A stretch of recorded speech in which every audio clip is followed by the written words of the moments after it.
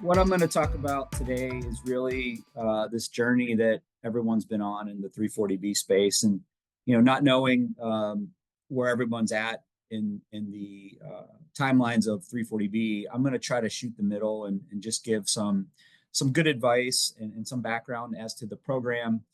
Um, I work for Blue and Company, which is a public accounting firm here in Indiana. We have offices throughout a couple states. But we do healthcare accounting and healthcare financial consulting for hospitals, health centers, physician practices, dentists, any kind of healthcare organization. I was hired about 7 years ago as the first pharmacist to join an accounting firm at Blue here. And it's kind of an odd mix of accounting and pharmacy. And most people ask, well, why do you work in an accounting firm? That doesn't make any sense. Most people, work in a hospital or at CVS or, some other kind of pharmacy setting. And really, the 340B program has really brought this all together because 340B is tied to finance, but it is really run by the pharmacy groups at the respective organizations that are in 340B. And so we try to tie both of those pieces together. I'm on a team that has both finance and pharmacy folks, and we hope that we give really good advice to our clients out there. And so what I'm going to talk about, I have about 45 minutes worth of time, 40 to 45 minutes, but I really want to just give a little bit of background about the program. A lot of the history of the program it's been around 30 years, but I'm going to talk a little bit about the history, and it'll help us kind of understand why we're in the current position that we're in. And then really the most important part is, what do we do going forward in the future? And that's where I'll spend a lot of the time. And so the real purpose of 340B was to spread federally scarce resources to reach more eligible patients and providing more comprehensive services to people who could not afford traditional medical services. And really the crux of the savings that come about is based on the drug manufacturers and the manufacturers of the pharmaceutical products. They've agreed to give discounts to hospitals, health centers, and Ryan White clinics and such. And what people kind of miss is that this is not a funded program by the government. This is not taxpayer dollars at work. These are truly discounts that the drug companies have agreed to. I'll explain why they've agreed to it, but in essence, it does not come out of the taxpayer dollar. We've gotten into a lot of political debates recently in 340B, and it's interesting that even some of the politicians don't understand where the money comes from. So just some basic facts. Half of the hospitals out there are in rural areas. Those are the ones that qualify for 340B. More than 80% of those rural hospitals use some partnership through a local Walgreens, a CVS, an independent pharmacy in town, or Walmart. And there has been recent restrictions that have been placed by drug manufacturers, and you can see the numbers there, but this has affected almost every hospital out there. And obviously, if 80% of them are in contract pharmacy, then they've all been impacted in upwards of sometimes up to $3 million for some of the larger hospitals. But even a critical access hospital has been affected, and the average is about $500,000 in lost revenue, lost savings. And as we all know, drug prices have gone up over time. So this program has really allowed rural hospitals and rural health providers to keep drug costs down. Unfortunately, there's been a lot of attacks. And so, like I said, the program's been around for 30 years. There's approximately 3,000 hospitals in the program. $66 billion in discounted drug purchases based on the 340B program. That has gone up over time, and even from year to year, it increases. And that's been the problem with the manufacturers have had, is because the program has grown so much. Some drugs are literally pennies. You can get insulin for 14 cents, and it usually costs a couple $100s for that same product. But we've all known that the drug prices across the country have gone up throughout the world. Most of the drugs now, the high price ones, are more specialty drugs, and 54% of the total drug spend out there is related to specialty drugs like immunology drugs, oncology, HIV. And just to put that in perspective, these are the top 10 drugs in terms of 340B purchases. Oncology, HIV, you can see there's a cystic fibrosis, Those are typically, these are the typical drugs that lead the way in terms of drug costs. So those are just some facts. So what I'm going to do is just kind of go through a little bit of history. Like I said, it was established over 30 years ago. What happened in the 90s was that drug prices started to rise, and so the state Medicaid offices usually have been the lowest price for drugs. Those numbers have started to rise, and everyone thought it was Medicaid's fault, but really there was some pricing issues in the 90s, and what the government decided to do was to create another way to bring down drug prices. And so they enacted Section 340B of the Public Health Service Act, which all flows through the Veterans Health Care Act of 1992. And it allowed safety net providers, which we now call covered entities, to purchase drugs at pricing that was less than or equal to Medicaid pricing. Now, the drug companies do not have to participate in this program, just like they don't have to participate in Medicare or Medicaid. But if they don't participate in 340B, then they will not be allowed to participate on the formulary for Medicare or Medicaid. And so, in essence, that's a way that basically the government has forced most of the drug companies into this program, which has benefited everybody out there.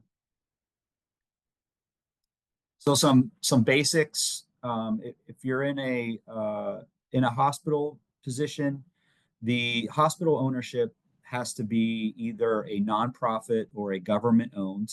So any for-profit hospital does not qualify for 340B.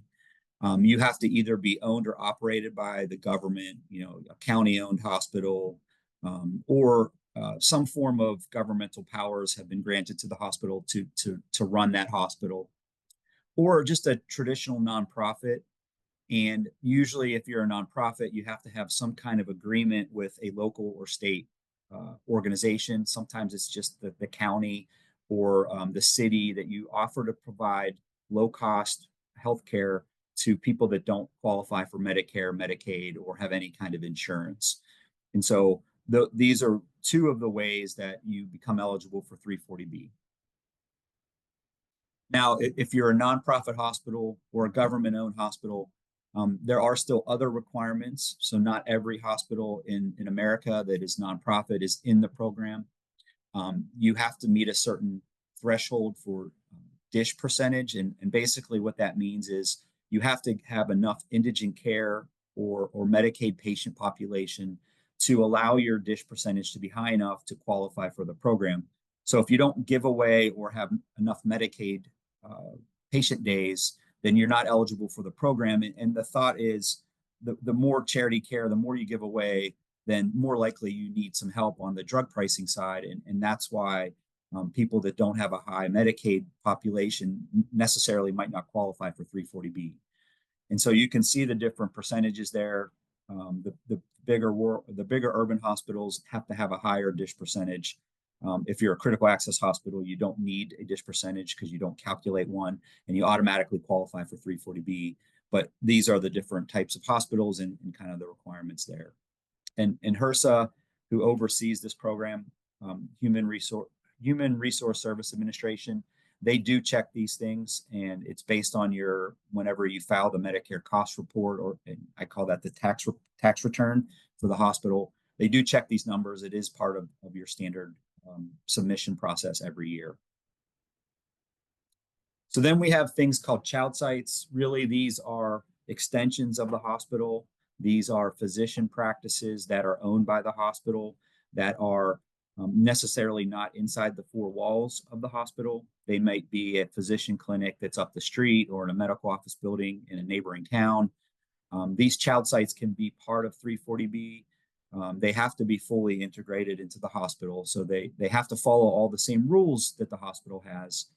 And they might be a rural health clinic, which has become popular out there now. And so there's a lot of different options, but these child sites have to be part of the program. They have to be registered just like the hospital has to be registered.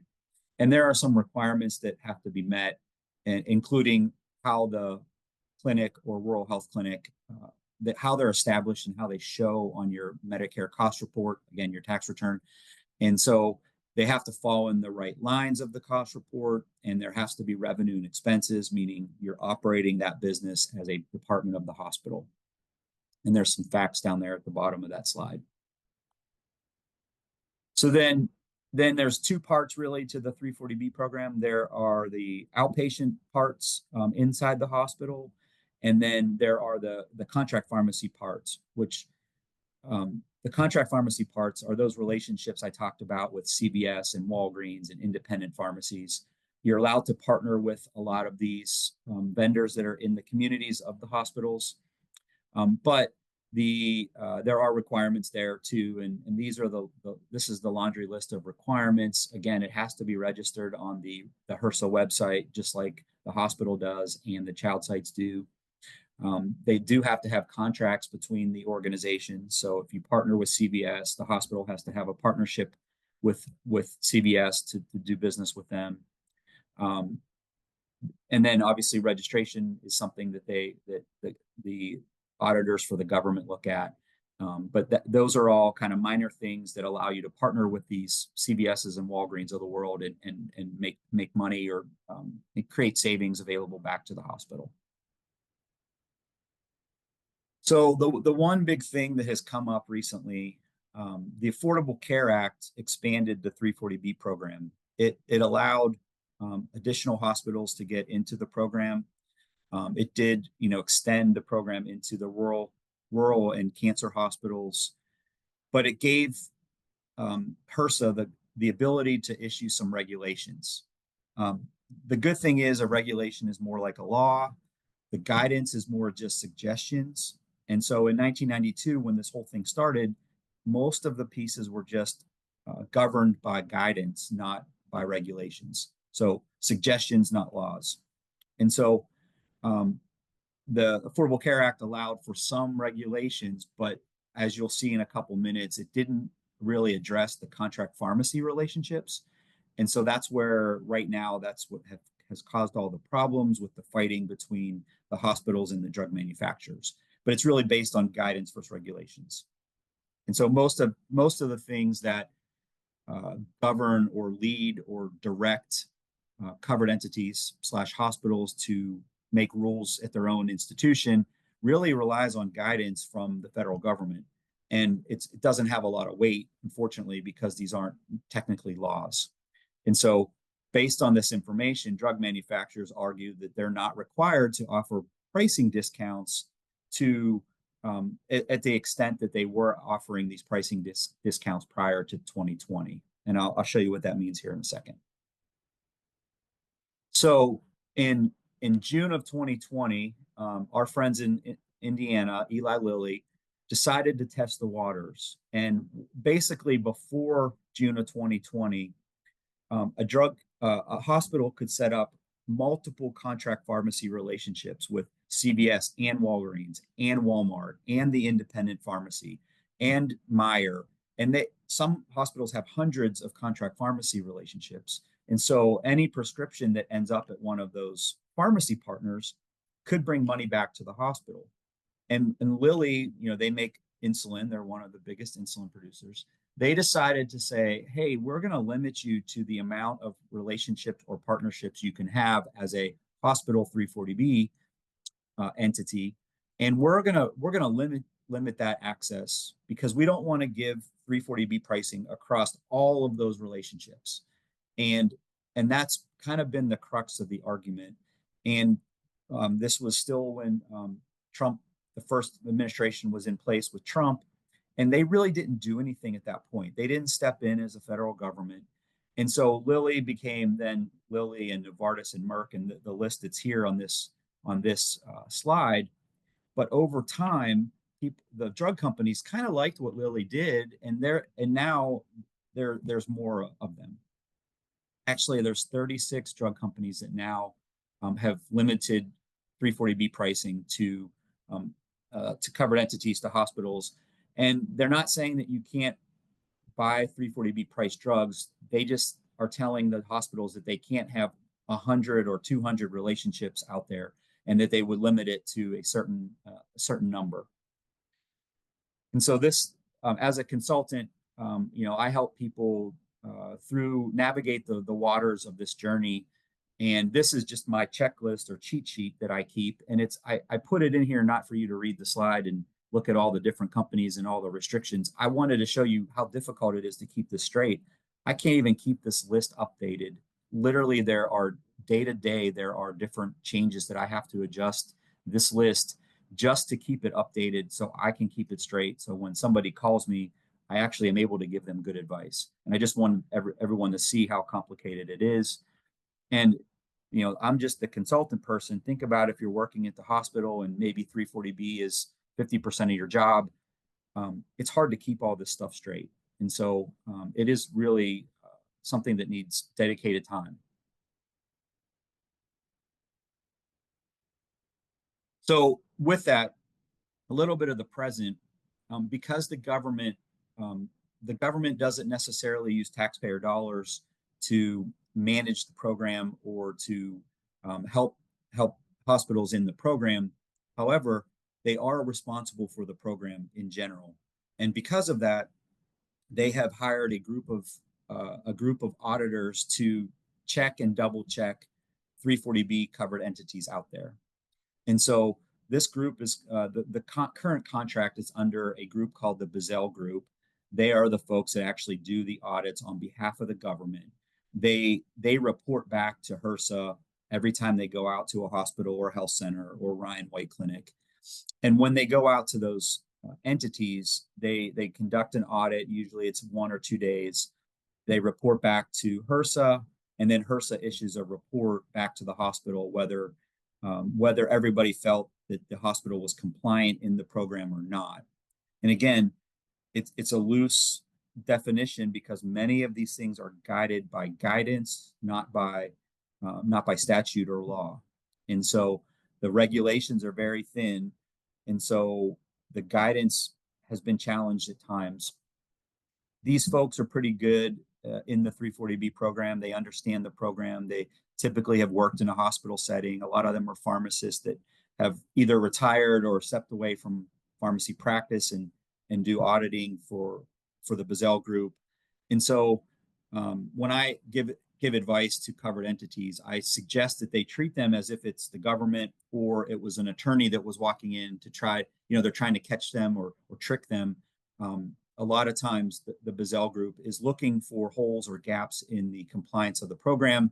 And I caution everybody to take it serious and to really try to prove that you're compliant in this program.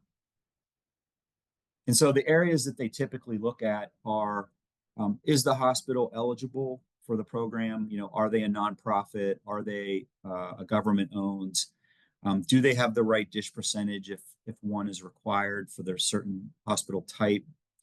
Do they have everything registered properly on the HRSA database? Is there any drug diversion happening? This is a hot topic. Drug diversion means a 340B patient or someone that's not eligible for 340B receives a drug purchased under the 340B program. So in general, this is an outpatient program. So anybody that's inpatient in a hospital does not qualify for 340B. So what the Bazell Group looks for is, do we only have outpatients in this program? If someone gets a 340B price drug and they're an inpatient at the time, theoretically that could be drug diversion. Duplicate discounts is the second biggest one they look at. This is tied to Medicaid. Medicaid, each state, so the state of Indiana, the Medicaid office gets a rebate from pharmaceutical companies because they put the drugs on the formulary. So Eli Lilly puts its insulin on Indiana's Medicaid formulary. And for that reason, they have to pay a rebate back because the state of Indiana has paid for that drug for a patient that needs that insulin. And so if a hospital takes a 340B savings, then the drug company shouldn't give a rebate, because if they do both, then Eli Lilly is paying 2 discounts to one to the hospital and then one to the state. And so if you take Medicaid in your program, then the state should be alerted and you shouldn't include that in the rebate program. And if both of those things happen, then a duplicate discount could occur. And so they're checking for duplicate discounts in Medicaid. And if anyone had questions about more about duplicate discounts, please reach out to me afterwards. And then some other things like some other violations that could happen. They're really looking to make sure that the hospital's running a compliant program based on the rules that are available. So this, if none of you have seen this, this is the first page of the data request that the Bazell group sends out. This is the policy and procedure data request. I just wanted to show it. There's probably 9 or 10 pages of different things they ask for, and this is all of the data gathering that the Bazell group will do in order to make sure that the hospital is compliant and is able to prove their compliance. Again, this is just the front page of that data request. And so it's pretty extensive, and it usually makes hospitals pretty nervous when they get the letter. So in terms of results, I don't have the results specifically across the country in a bar graph here, but what I wanted just to show with this, the dark black line is the total number of audits that are done each year. It's about 200 per year. You can see during COVID, it was a little bit less. I think it was 176 that they conducted. The second black line that's next to the taller one is how many had findings in 2023. And so usually it's about 60% of every covered entity that's audited has a finding at 60 out of every 100. I have some more details here. I actually went through and looked up 2024. And so these are the findings that I could see publicly. This number does not equal 200 at this time because not all of the 2024 results have been finalized. Usually they publish them once it's finalized. So DISH hospitals, there was 52. In critical access hospitals, there were 44. The reason those two have the highest percentage of total is because there's more DISH hospitals and critical access hospitals in the program than any other type of 340B covered entity. So of the 52 DISH hospitals, 29 of them had findings. 16 of those resulted in a repayment to a manufacturer or a termination of some part of the program. When I say termination, it doesn't mean the hospital or health center was kicked out of 340B. It just means they had to do something in terms of terminating some part of their program, which would potentially lead to lost savings or lost profit. And so that termination does affect the hospital or health center. And you can see with DISH and critical access, it's over 50% of those had findings. The ones that don't result in repayments, I'll explain what other kind of findings there may be, but you can see that there are health centers that were audited 21 times. This is throughout the country, so this does not mean just Indiana. Soul Community and Rural Referral Center hospitals, there were 15. There were only 8 audits of Ryan White STD clinics, and then 3 pediatric hospitals in 2024. So in general, there was about 25% of the total had findings that resulted in either termination or repayment to a manufacturer. 79 out of the 143 audits resulted in some form of finding. Usually a finding results in the need for a corrective action plan. And so over half of these, like I said, about 60% typically result in findings, which 2024 falls right in line there. In Indiana, it's been interesting. In 2022, only one covered entity was audited. The interesting part here, there's 7 total. I was part of 6 of these 7, so I know these ones integrally. 2022 only had 1 critical access hospital audited with no findings.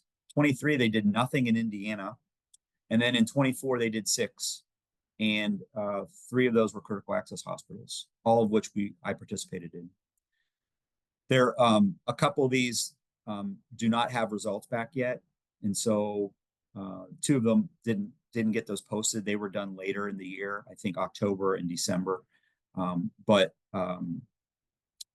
none of the results throughout any of these hospitals or health centers resulted in findings since 2022 in Indiana. which is good because that's the money that you've spent and that you don't want to pay back. So things that typically happen when you have a finding, you typically have to write a corrective action plan. Some are basic paperwork findings, like you didn't have the right contract or you didn't have your HRSA listing. It wasn't exactly accurate. A lot of times the caps are pretty easy and you write the cap and you turn it in and they approve it. But sometimes they don't. And so it takes a lot of time. And often you have a consultant that might help you, or you might have to get legal counsel. So that starts to add up in terms of time and money. If you have to pay back manufacturers, that becomes a burden. That's actually money that you've spent that you need to share back to the manufacturer. I've had to help write those letters before. Sometimes they're only for a couple $100. Sometimes I wrote one that was only for 14 cents. So it was the difference between the full price and the 340B price. And unfortunately, I had to write the letter to share with the drug company that the hospital owes them 14 cents back. And in this case, the drug company actually accepted the money. And so that was eye-opening for me, because not every drug company will even accept the money back because some of those numbers are too small. Again, this one for 14 cents actually took the money back, which I thought was very interesting. We have seen hospitals or health centers get kicked out of the program completely. There's been lawsuits about that, and that's a whole another story for another day. But the worst case scenario, the most egregious culprit could be kicked out of the 340B program entirely. And it doesn't happen very often, but it is a possibility. Okay, so what is current? So as I showed you before, there were lots of drug companies now that have fought back against multiple contract pharmacy relationships. So the restriction started in 2020. They've now gotten to 36 or 37 drug companies. A lot of the drug companies will restrict to one pharmacy, so one CVS location or one Walgreens location. Well, the federal government, there was a lot of lawsuits between 2021 and 2023, and most of those have ended with the drug manufacturers being victorious.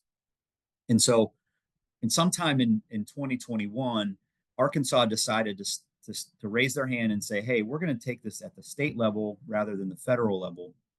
And they decided to fight back. And so Arkansas they passed a law in 2023 that said drug companies have to honor their commitment to 340B pricing for all relationships that a hospital or health center has. And as you can imagine, it was met with a bunch of lawsuits. It made it the whole way to federal courts, and the federal courts have actually upheld the Arkansas decision. And so they have been the trailblazer for contract pharmacy restrictions and fighting against them. And now there's, I think, 13 or 14 states. I have a slide later. Up until this year, there was 8 states that kind of led the way, and Louisiana was kind of second. But basically, each state has the liberty now, and because of Arkansas and because of the playbook that Arkansas provided to fight back. This is always met with a lot of pushback, and I'll tell you what that means here in a second. And so this copyright was March 8th of 2024. You can see in blue, those were the first 2 companies that actually had bills passed that established laws. You can see that Kentucky, West Virginia, Massachusetts is in kind of the green. And I will tell you, West Virginia passed, you'll see that they're in blue now, and they passed legislation. Virginia, it passed unanimously in both the House and Senate in 2024, and the governor vetoed the bill and shot it down at the last minute. And so same thing kind of happened in Kentucky this year, and you'll see here in a second what I mean by that. But as we move forward, this is May 3rd of 2024, West Virginia now, Kansas, Mississippi, all met with opposition, all met with dark money, telling all the politicians how bad 340B is, and a lot of them don't even have the right facts. And so here's where we land today. This is pretty recent. The dark blue are laws that have been passed, and you can see the years. So Utah, Nebraska, South Dakota, North Dakota, those all have happened this year, which is great. New Mexico passed something too, but it's only for community health centers, not for hospitals. Kentucky, I was there in Kentucky on the 14th of March, was actually sitting and having lunch with a client, and a commercial came on that said how bad 340B was and how bad hospitals were because they're taking 340B money, and that it's being used for X, Y, and Z, which I'm not going to get into. But there's a lot of publicity, billboards, commercial campaigns, smear campaigns against 340B. And unfortunately, in Indiana, because that's the one we care about with this presentation, there hasn't been a very favorable response to 340B in this state, even up until this year. And so what I'm going to advocate for, and what I advocate every time I speak, is if you're passionate about 340B and it helps your health system, or hospital individually, or community health center, Ryan White Clinic, just get out and advocate for it. We don't have enough noise here in Indiana to support it. And hopefully we can turn some heads and turn some people onto the right news, not the wrong news, which is what those commercials and some of the billboards are causing. And so with that, where do we go? I have about 10 minutes left. Obviously advocacy is the number one thing. My number two thing is protect every dollar you have right now, however you do that. I showed you some auditing results. I showed you kind of the impact of what that auditing looks like. So my petition to you is to hire to run a well-run program that's based on your own policies and procedures that are updated. If you don't have a 340B consultant, hire someone like me at Blue or some other consultant to help you. Having your program tested every year or each quarter is something that you need. Hopefully, each of you have a champion in your organization that is passionate about 340B that will help you run a compliant program. There's always opportunities for additional pharmacy relationships. It's obviously a lot harder now with the restrictions, but you can designate certain pharmacies. I showed you the chart of all the different rules for each of the drug companies. There's a bunch of wiggle room in the middle if you just spend some time on it. There are options to get around some of the manufacturer restrictions. I have helped people with referral programs and medication therapy management programs. I have a slide or two about that here in a second. If you don't own or operate your own entity-owned or specialty pharmacy, that's obviously another way to consider additional revenue streams. There are some alternative distribution models out there that allow for creative ways to get around some of the manufacturer restrictions. Some people aren't giving data up to the drug companies, and that's fine. And I can appreciate why you wouldn't. But if you designate a pharmacy and they ask for data, they might allow you to take advantage of other savings opportunities if you just submit data through the ESP platform, which is the platform that drug companies have created that allow a hospital to submit data to them. In exchange for that data, they give you better pricing options or more pharmacy options potentially. And so one of the biggest things that I've been working on lately with helping hospitals and health centers and health systems is to consider a medication therapy management program. This is an alternative way to capture more 340B prescriptions. It allows you to expand your patient definition a little bit. This is a clinical pharmacy-driven program that is usually hospital-driven, but through the pharmacy department. It allows to capture potentially specialist prescriptions that maybe are not part of your organization today. You will use the pharmacist to meet with the patient to conduct a medication management or MTM visit and allow the visit to count as a 340B encounter for that specialty prescription that you otherwise wouldn't have access to. So we have some tools, and I have some tools in my toolbox that can help you with an MTM program, but it allows for additional specialty prescription capturing. And if you think about it, I showed you that slide earlier. The Keytrudas of the world is the high dollar products. There are some that are outpatient based, like Humira for rheumatoid arthritis, that could bring back $4, $5, $6,000 per prescription in savings to the hospital. Right now, you might not have access to that savings because you don't have a rheumatologist or a GI doctor that writes those prescriptions. But if you use your pharmacy program and you put all the right pieces in place, there's a possibility to bring that money back in-house. It also can help with your employee health benefits and your prescription drug savings. You can qualify more patients for 340B. Hopefully, you can bring down your drug costs throughout the organization. And so there are some compliance risks. There are some processes you have to set up. Again, reach out to me if you have more questions about that.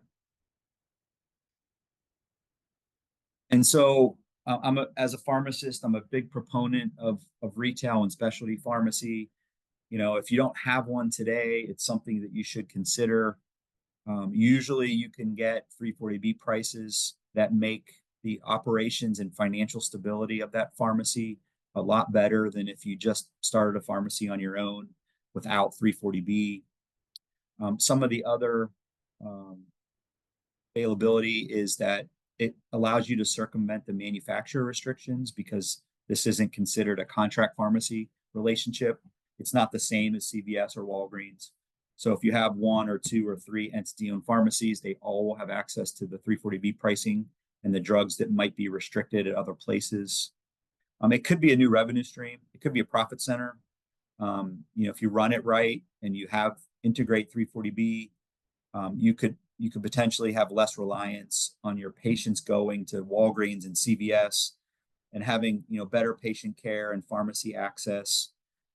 I've heard recently at some of the FQHCs out there that have pharmacies, the pharmacy staff have actually taken on the prior authorizations. And so they have decreased the amount of PAs that physician practices have to deal with.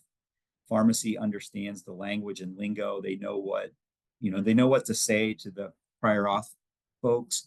A lot of times it's a pharmacist to pharmacist conversation. And so the prior auth process could be more smooth. It could reduce the time and reduce the access limitations that normally a Walgreens would have because they can't get the prior authorization filled or processed fast enough. So having your own resources as an entity-owned pharmacy or specialty pharmacy can allow for better processing and more timely access to drugs, and that will benefit your patients. Obviously, you can pass along 340B discounts back to your patients, and it's easier to do that if you own your own pharmacy, whether it's retail or specialty. It's harder to do that with Walgreens and CVS. That they're not in that business. They don't really care. But if you want to discount your price to a patient that doesn't have insurance or is underinsured, that's your prerogative to give that drug out to at a lower cost to that patient. You also, again, will have access to provide 340B pricing and access to your employees to get drugs more timely in a very convenient manner on campus. They don't have to leave the hospital and drive to CVS to get the prescription filled. And so overall, in general, it's just a win-win for everybody. And so that's something that a lot more people are considering today. And if you already have a retail pharmacy, then maybe consider specialty. If you don't have either, we would start with an entity-owned pharmacy that would be retail-based, and then you could consider specialty in the future. And so what should you do as a hospital? There's still tons of things out there that are a problem. I'm reading from yesterday and some of the Donald Trump executive orders that were published. There could be reimbursement reductions in the future.